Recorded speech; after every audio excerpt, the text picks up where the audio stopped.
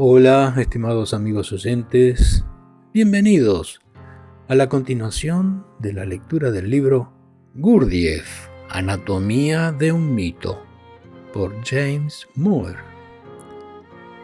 Hoy comenzamos con la tercera parte, es la parte más extensa de todo el libro. Son archivos recogidos por James Moore y corresponden casi todos a la segunda parte de la vida de Gurdjieff. Capítulo El Príncipe Osai, periodo de 1911 hasta noviembre de 1914. Ahora agrego los datos, hechos, sucesos que han ocurrido en la vida de Gurdjieff durante este periodo, estos años. 1911. Sintetiza los hilos dispersos del conocimiento acumulado en un sistema cohesivo empleando un vocabulario especial y por momento casi científico.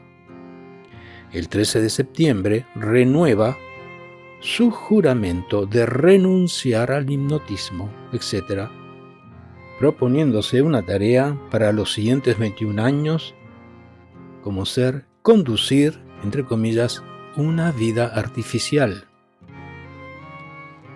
A principios de 1912, llega a Moscú y capta a sus primeros asociados. Su primo Sergei Merkurov, Vladimir Pol y Razmielevich. Contrae matrimonio con Julia Ostrovska, podría ser en San Petersburgo. A mediados del año lee el Tertium Organum e identifica a su autor, Pedro Damianovich Ouspensky, como alumno posible. En 1913, en San Petersburgo, bajo el nombre de Príncipe Osai, se relaciona con Lev Vovich y Shamsaran Vatmiev. En el invierno, en San Petersburgo, toma a su primer alumno inglés, el estudiante de música Paul Duques. 1914, primavera. En San Petersburgo, habiendo dejado de lado su presentación como Príncipe Osai, establece contacto con el doctor Leonid Schoenwald. 1 de agosto, Alemania declara la guerra a Rusia. San Petersburgo pasa a denominarse Petrogrado el 1 de septiembre. El 13 de noviembre publicita su ballet La lucha de los magos en el Golos Moscovy, captando con esto la atención de Ouspensky, y en diciembre supervisa el escrito de un alumno llamado Vislumbres de la verdad. Unas semanas antes de que Gurdjieff muriera, refiriéndose al trabajo de toda su vida, declaró: «Recuerden lo que les digo. Comenzó en Rusia y termina en Rusia». Así lo dice Bennett en su libro Gurdjieff haciendo un mundo nuevo. ¿Qué quiso significar con termina en Rusia? Es difícil de comprender, y quizás más especialmente en la actualidad. Sin embargo, el hecho de que eligiera comenzar allí también es un desafío a la razón. En esa época de la vida de Gurdjieff es temporal y espacialmente tan lejana que al encararla hoy registramos una extrañación cultural más o menos inevitable. Pero la sensación de sorpresa no solo se debe a la distancia.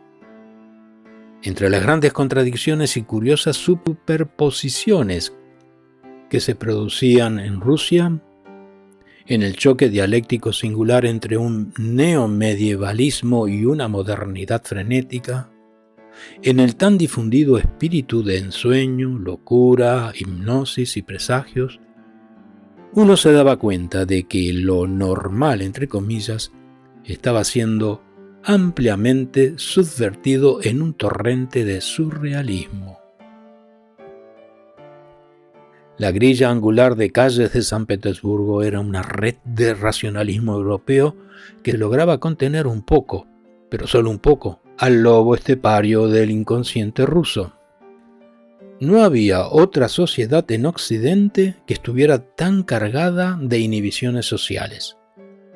A pesar del fracaso de la Revolución de 1905 y la fingida constitución, conseguida a regañadientes, la estratificación social tenía 3 capas: nobleza, ciudadanos y campesinos.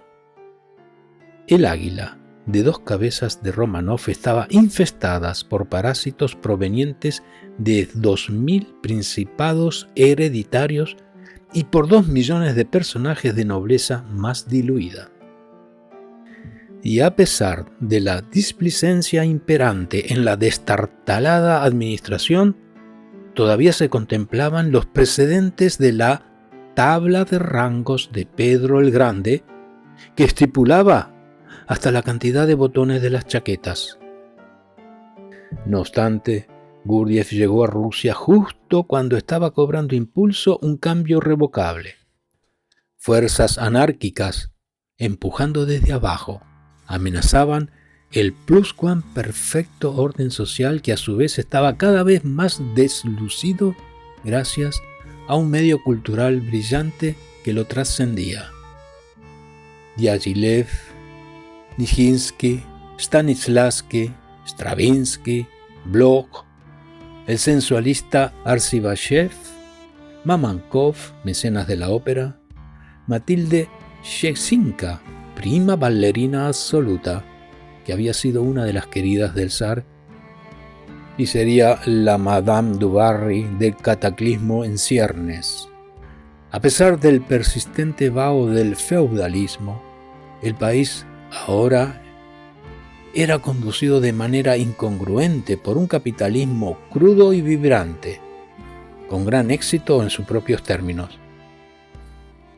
Bajo espléndidos cielos rasos estucados, los millonarios dueños de los nuevos y horribles molinos de algodón y fábricas de gomas comparaban sus márgenes de ganancia.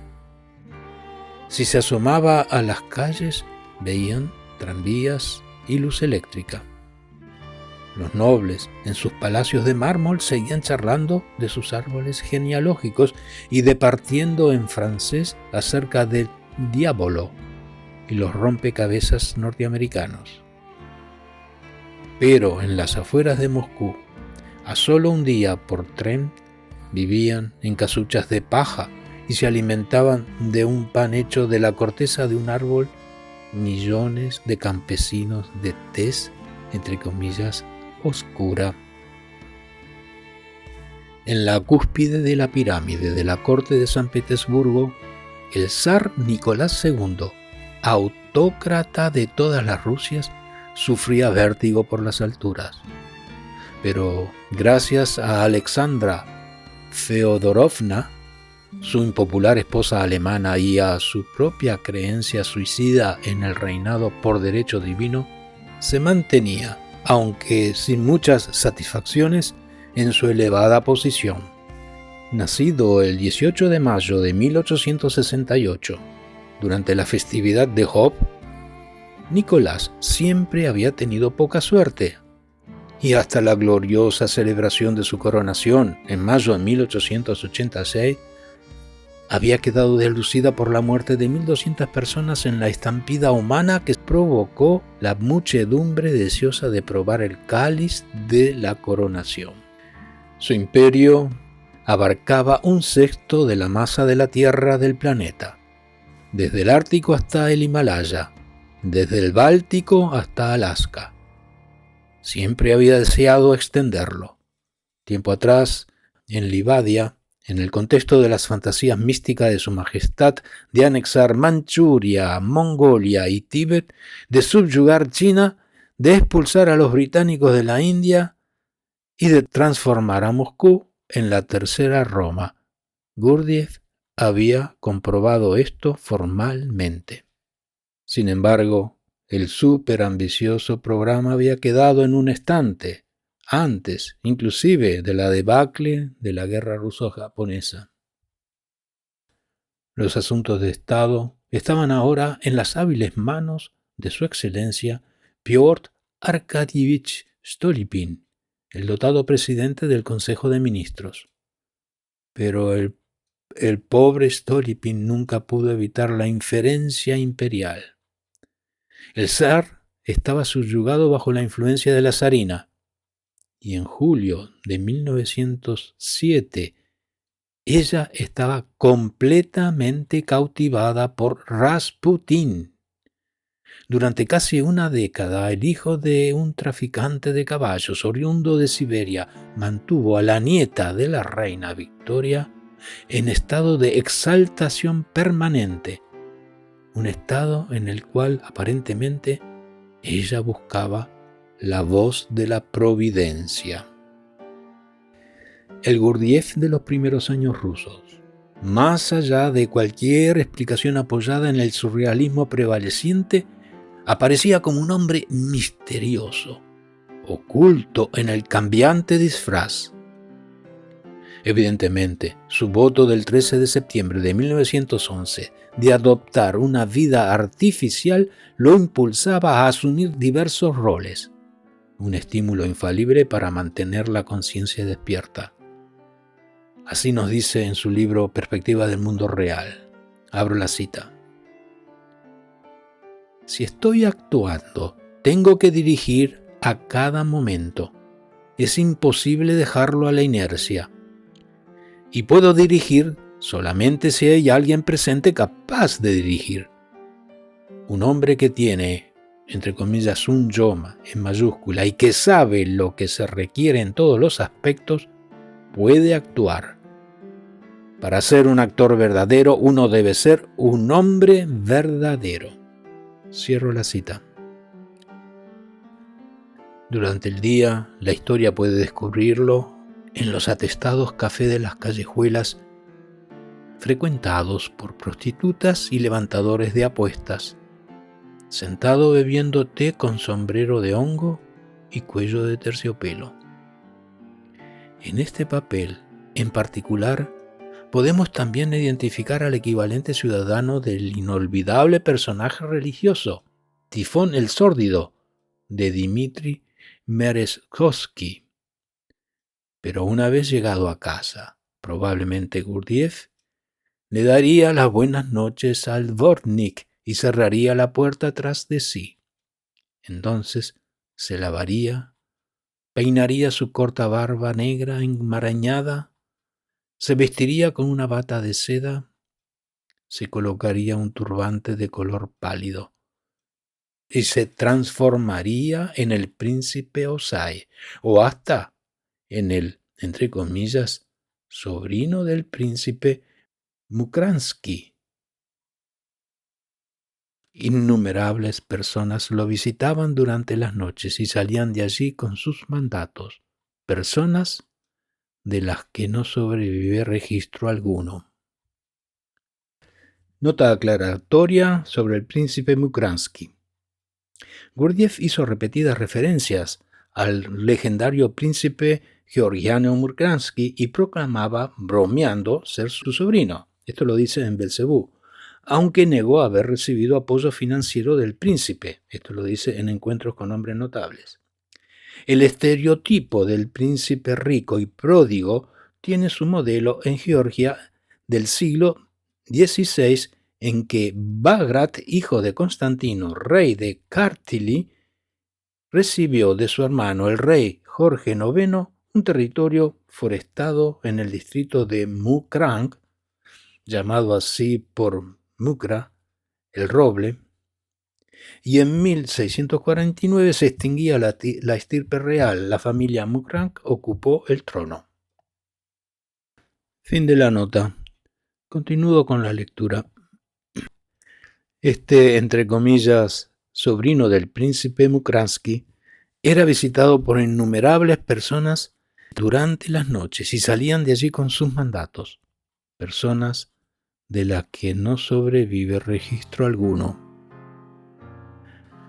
A esta altura ya ha adquirido y equipado sucesivamente 3 propiedades: un modesto apartamento en Moscú, en la Bolshaya Dimitrovka, otro en San Petersburgo, en la Unión de Nevsky Prospekt y la calle Pushkin, convenientemente cerca a la estación Nikolayevsky, y una gran dacha de 3 pisos en una zona de veraneo cerca de Moscú.